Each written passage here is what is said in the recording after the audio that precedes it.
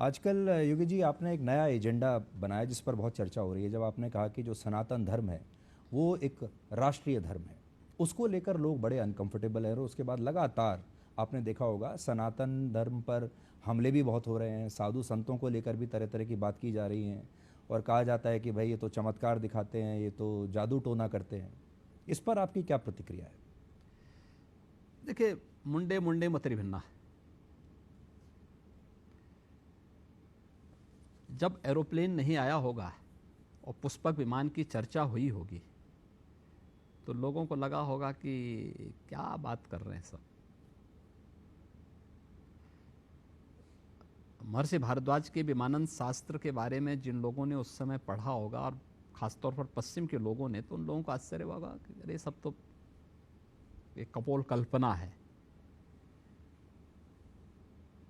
या भारतीय दर्शन जिन बातों को कहता रहा है, जिन लोगों ने व्यावहारिक जीवन उस रूप में नहीं देखा है, जिन लोगों को बाह्य दृष्टि और भौतिक दृष्टि ही सब कुछ नजर आती है, उनके लिए सब कपोल कल्पना ही होगी।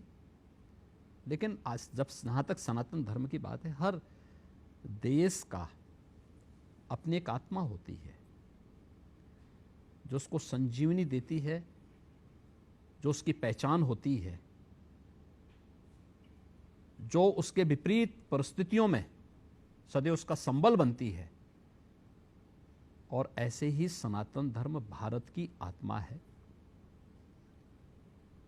भारत की पहचान है, विश्व मानवता के कल्याण की गारंटी है। और इसलिए मैंने कहा कि सनातन धर्म भारत का राष्ट्रीय धर्म है। यह धर्म और मत और मजहब के भेद को हमें समझना होगा। धर्म एक जीवन पद्धति है, मत और मजहब एक उपासना विधियां हैं।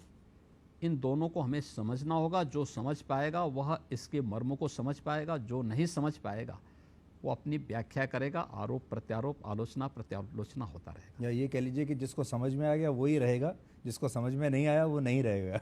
नहीं, अब ये आपकी सोच हो सकती है, हम किसी को भगा नहीं रहे हैं, लेकिन राष्ट्रीयकरण की मुख्य धारा के साथ जोड़ने का आह्वान सबको करेंगे। पर आप ये ज़रूर एक इशारा कर रहे हैं भविष्य के लिए कि ये सनातन धर्म एक वृक्ष की तरह है और जिसे भी भारत में रहना है इसी वृक्ष के छत्र छाया में रहना होगा। मानवता के कल्याण का मार्ग जब भी प्रशस्त करेगा, सनातन धर्म ही करेगा।